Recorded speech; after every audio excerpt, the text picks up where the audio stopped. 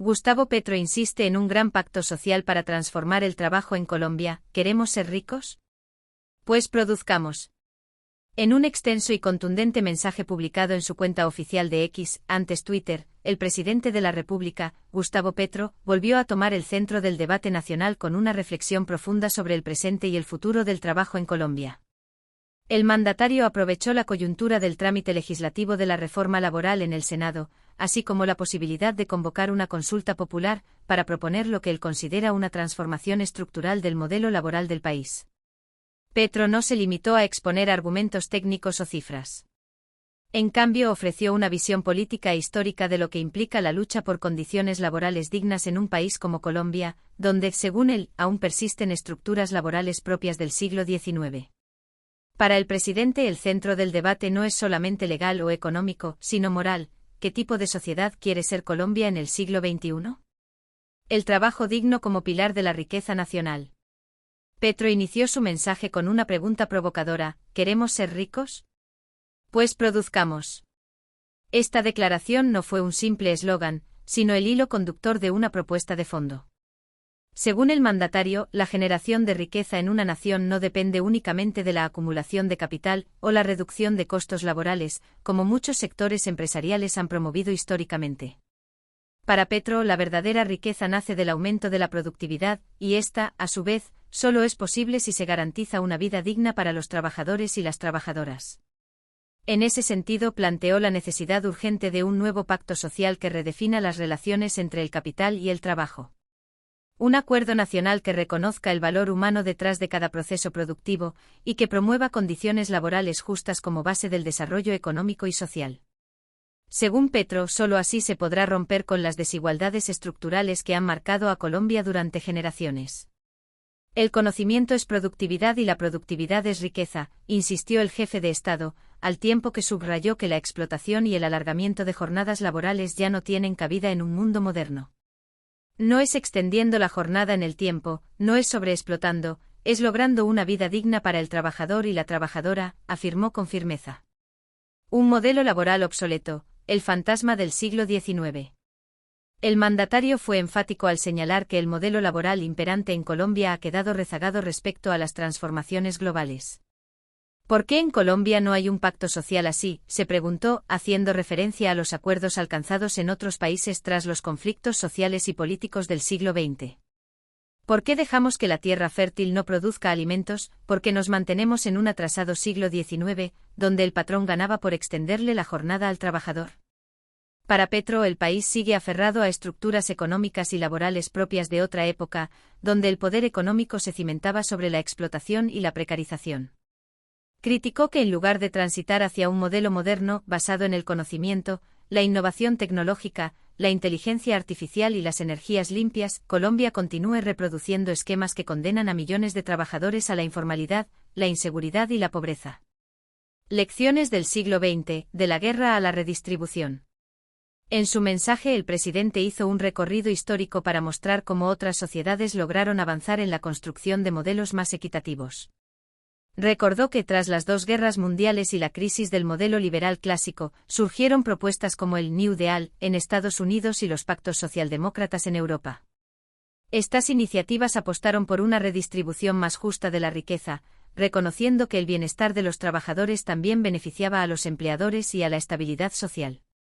El patrón entendió, después de todas las guerras del mundo, que si el trabajador ganaba más, él también ganaba más. Hubo paz, sostuvo Petro.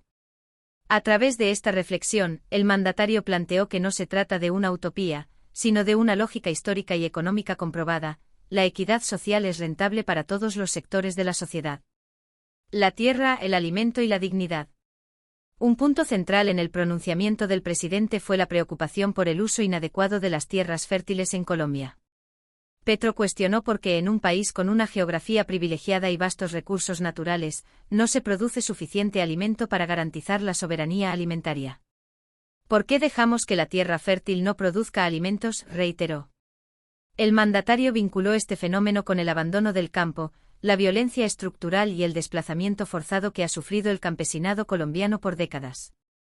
También lo relacionó con la persistencia de un modelo económico centrado en el extractivismo y la especulación financiera, en lugar de la producción y el desarrollo sostenible. En su visión, solo un pacto que dignifique el trabajo rural y fomente la producción agroalimentaria podrá revertir esta situación. Episodios oscuros del pasado, masacres y paramilitarismo.